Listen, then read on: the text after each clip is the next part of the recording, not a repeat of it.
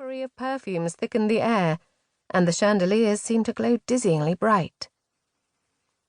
She half expected her dance partner to make an excuse to leave, but instead he leaned in to whisper, "Do you want to walk outside for a short while? I'd love to show you the gardens."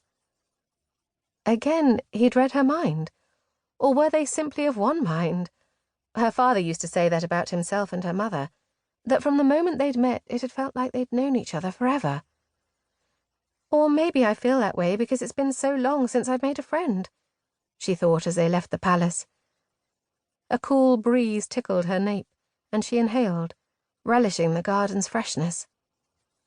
"It's so peaceful," she said, brushing her fingers across the finely pruned hedges. "Would it be awful if I told you I preferred it out here to the ballroom?" "And why is that?" She hesitated, wondering what he'd think of the truth. "I think I'm more comfortable around the flowers and the trees. I haven't been around so many people in a long time," she admitted shyly.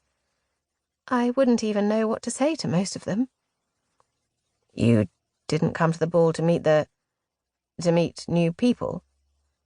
"I came to the ball mostly to watch, to listen to the music and see the palace. But I have to say, it's even more beautiful out here than it is in there." "It's certainly not as stuffy." They laughed together, and Cinderella felt that flutter in her stomach again. "I want to remember everything about tonight," she said. "The waltz, the flowers, the fountains." "And me?"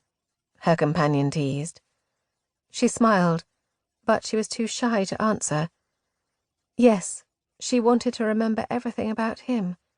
The way he held her hand, gentle yet firm, as if he never wanted to let go.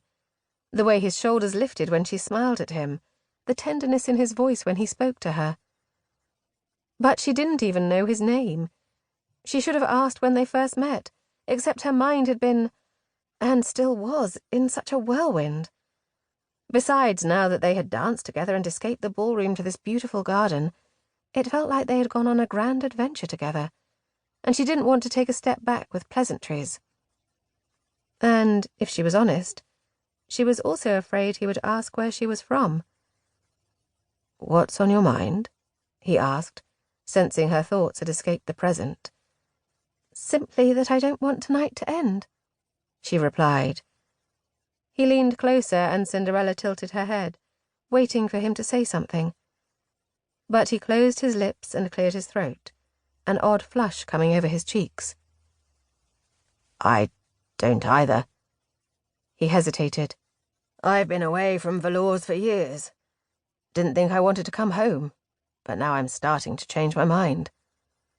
"Oh, where were you?"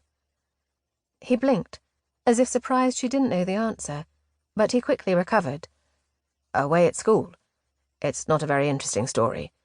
Come, would you like to walk more?" She nodded. "I love it out here. Strange that there aren't more people in the gardens. Are we the only ones?" "Everyone's inside," he responded. "Dancing?" "That, or looking to meet the prince."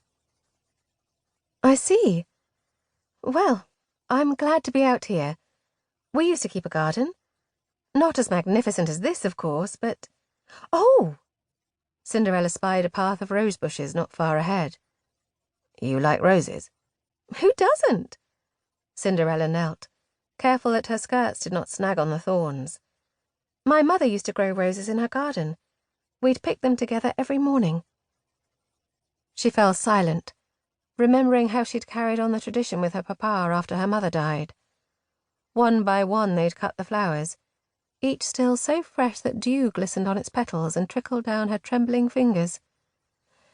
8 pink roses, 7 white ones, and 3 sprigs of myrtle," she murmured, pointing at the pink and white roses in the line of bushes. "What is that?" "It's what I would always bring Mamma. The same arrangement my father presented to her when he'd asked her to marry him." The story of their courtship had been her favourite, one Papa had told her over and over. She'd never tired of it, never stopped asking him to tell it to her. Before her mother had died, he'd always ended the story with a